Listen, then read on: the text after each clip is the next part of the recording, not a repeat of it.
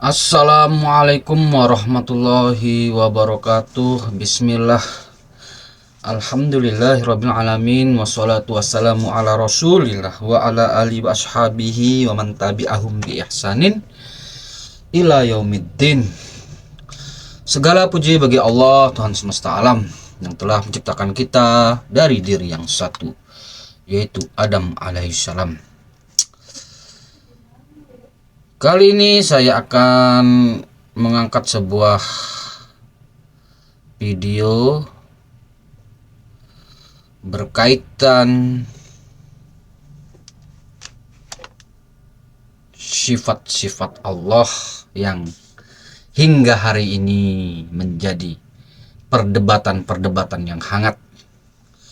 Tidak lain dan tidak bukan adalah para pengagung takwil dan tafwid yang menjadi garda terdepan untuk menolak kalangan orang-orang yang menetapkan sifat-sifat Allah apa adanya berdasarkan zahir ayatnya.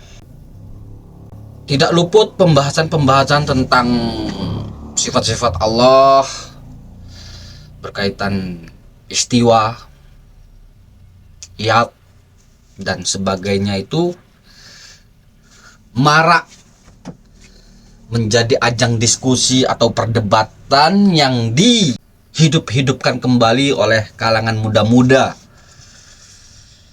pengagung takwil dan tafwid, baik di YouTube, kemudian di TikTok, kemudian di Instagram dan sebagainya. Padahal jika kita cermati berkaitan pembicaraan tentang sifat-sifat Allah itu, dari segi pendalilannya ya lebih kuat kalangan orang-orang yang lebih menetapkan sesuai ayat yang dimaksud. Karena para sahabat, para tabi'in dan tabi'ut tabi'in ini adalah kalangan orang-orang yang tidak mengenal ilmu kalam. Takwil-takwil dan tafwid yang digunakan mereka ini adalah produk ahlul kalam. Dan ahlul kalam ini tidak dikenal oleh kalangan sahabat-sahabat Nabi. Jadi jika kalangan, biasanya ya kalangan Asy'ariyah ini ya orang-orang yang pengagum takwil dan tafwid. Ini saya kadang heran ya menanggapi ustadz-ustadz salafi ya, ustadz-ustadz salafi berkaitan usaha-usaha mereka untuk membendung gerakan dakwah ini. Masya Allah, luar biasa ya, luar biasa banget. Sampai-sampai turun-temurun dari awal ada internet ini hingga sekarang ini sudah berganti-ganti orang ya. Tapi alhamdulillah dakwah salaf ini semakin berkembang ya. Memang dakwah salaf tuh bertahap ya, bertahap. Wajar sih pada awal-awal ada kajian YouTube, dulu ada di TV Roja ya. Dulu digelari orang-orang apa namanya? Salaf itu kaku, salaf itu jumut, salaf itu tidak berakal, salaf itu aja pembahasannya. Wajar ya, wajar. Karena memang di salafi ini dakwahnya sistematis banget ya. Jadi awal-awal dakwah tuh dai-dainya tauhid terus. Jadi wajar lah kalau kelihatan kelihatan dipandang mereka sebagai orang yang kaku dan sebagainya. Gelaran-gelaran buruk terhadap salaf ini memang sebuah keniscayaan ya, sebuah qadarullah, sebuah qadarullah. Bagaimana jika suatu kebenaran itu hidup-hidupkan, maka akan ada serangan-serangan dari produk-produk kebatilan. Dan berjalannya waktu hingga sekarang dakwah-dakwah Wahabi semakin berkembang, yaitu pembicaraan dakwah-dakwahnya setelah tauhid, kemudian ibadah, kemudian muamalah, kemudian akhlak, kemudian penyucian jiwa dan sebagainya, berkaitan fikih, lengkaplah. Dai-dai Wahabi, dai-dai Salafi ini Masya Allah ya, dakwahnya tidak ada kajian selengkap kajian-kajian Salafi dari pembahasan akidah, ibadah, muamalah, akhlak, dari segi macam pembahasan semua ada di dalam kajian-kajian salafi. Bisa diselidiki di YouTube itu ya. Luar biasa, yang nggak ada lah kajian seperti dai salafi ini. Lebih kepada mereka itu, lebih kepada tanggapan mereka itu begitu muncul pasti nanggapi Wahabi dari kalangan mereka ya, yang mungkin mau nyari popularitas juga ya. Begitu muncul membendung dakwah Wahabi, pasti itu yang muda-mudanya yang baru-baru muncul ini ya, rata-rata melejit gara-gara membahas tentang Wahabi, Salafi, itu pada dapat duit semua itu. Baiklah, saya di sini akan bacakan sebuah artikel, yaitu Hakikat Mazhab Asy'ari. Mazhab Asy'ari adalah salah satu aliran dalam akidah yang menetapkan akidah-akidahnya dengan menggunakan metode kalam. Metode kalam ini maksudnya adalah metode berpikir dan pendalilan yang khas yang diadopsi dari pemikiran filsafat Yunani. Metode kalam ini digunakan juga oleh aliran lain, yaitu Maturidi, dan termasuk yang lebih awal yaitu Mu'tazilah dan Jahmiyah.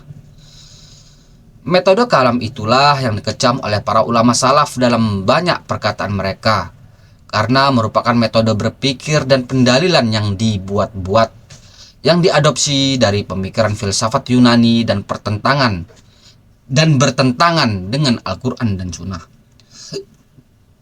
Memang kelompok Asy'ariyah dan Maturidiyah lebih dekat kepada Ahlu Sunnah, patokannya para ulama salaf dan Atsariyah, dan berusaha membantah Jahmiyah dan Mu'tazilah. Tetapi karena menggunakan metode yang sama, yaitu metode kalam, membuat mereka terjatuh kepada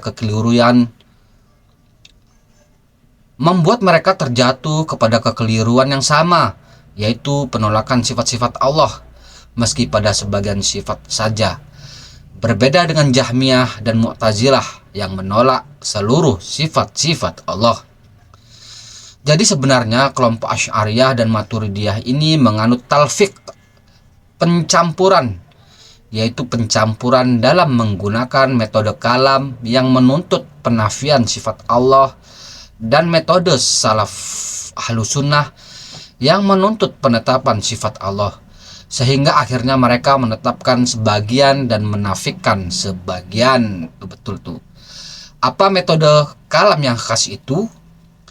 Yaitu paling inti adalah penggunaan dalil tarkib tersusun dari bagian-bagian yang diadopsi dari rumusan pemikiran filsafat Yunani yang membahas seputar jauhar, jisim, dan a'rad. Lalu ditarik karakteristiknya yang dianggap sebagai kekhususan makhluk, lalu dijadikan acuan untuk membahas sifat Allah, sehingga menolak sifat ulu, tinggi zat Allah di atas makhluk, dan sifat-sifat zatiyah khabariyah, yaitu tangan, wajah, dan lain-lain. Tuh, jadi jika ada orang yang sering mengatakan kita itu tersusun-susun anggota badan, itu produk-produk mereka sebenarnya. Kalau kita kan sudah final mengatakan Allah punya tangan, ya jelas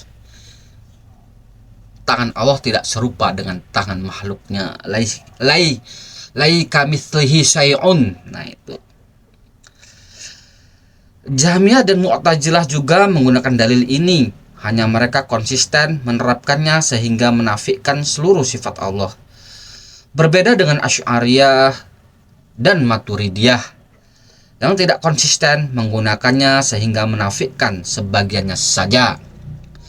Kedua, penggunaan dalil hudud, kebaruan atau perubahan.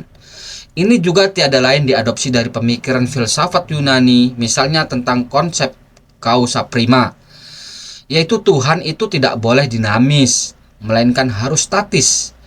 Sehingga dengan itu mereka menafikan sifat-sifat ikhtiyariyah, yaitu sifat perbuatan yang dilakukan sesuai kehendaknya.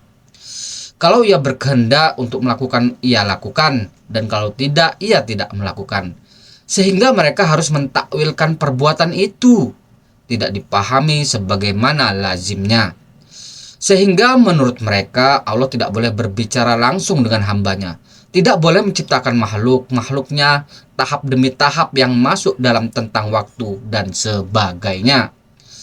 Dengan metode kalam itu, mereka menganggap bahwa makna zohir yang jelas petunjuk maknanya dari nas yang berisi sifat-sifat tersebut secara otomatis menunjukkan tasbih, penyerupaan dengan makhluk, sehingga harus ditakwil atau paling tidak ditafwid, dalam arti jangan ditetapkan makna zohirnya karena otomatis tasbih, dan jangan juga ditentukan makna takwilnya. Tuh. Mudah banget memahaminya. Jadi yang dimaksud dengan ilmu kalam dan para ahli kalam adalah yang menggunakan metode kalam yang khas tersebut, bukan sebatas menggunakan hujah-hujah akal. Karena kalau menggunakan hujah-hujah akal, yaitu hujah akal yang lurus, selaras dengan nas dan sesuai fitrah, justru telah digunakan oleh para ulama salaf dan ats-tsariyah, dan pada saat yang sama mereka menentang metode kalam tersebut. Itulah hakikat mazhab Asy'ari Maturidi.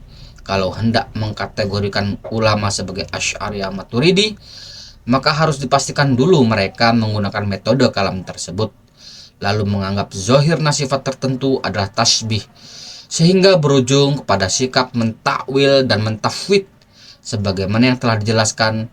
Kalau tidak berarti hanya mencatut secara asal-asalan saja. Tuh. Hakikat dari madhab Asy'ari, yaitu lahir dari ahlul kalam yang dibangun oleh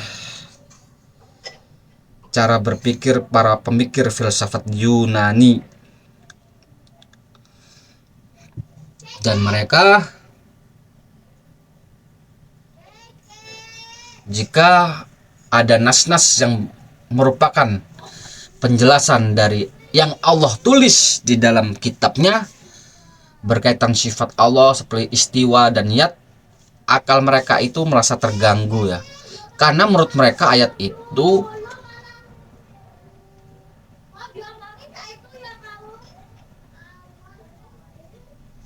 menyerupakan Allah dengan makhluknya, padahal kan yang menciptakan Al-Quran, yang mengatakan Al-Quran itu kan Allah sendiri ya. Allah sendiri kan tuh zat yang tidak serupa dengan makhluknya.